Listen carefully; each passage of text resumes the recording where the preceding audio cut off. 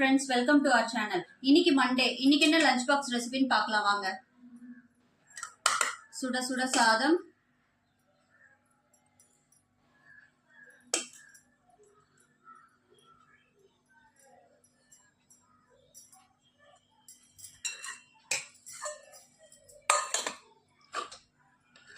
மீன் குழம்பு,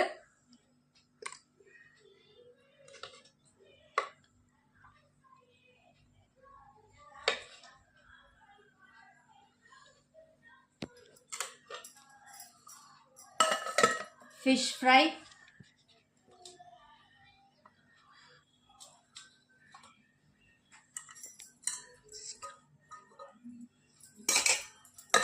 next கத்திரிக்காய் முருங்கைக்காய் பொரியல்.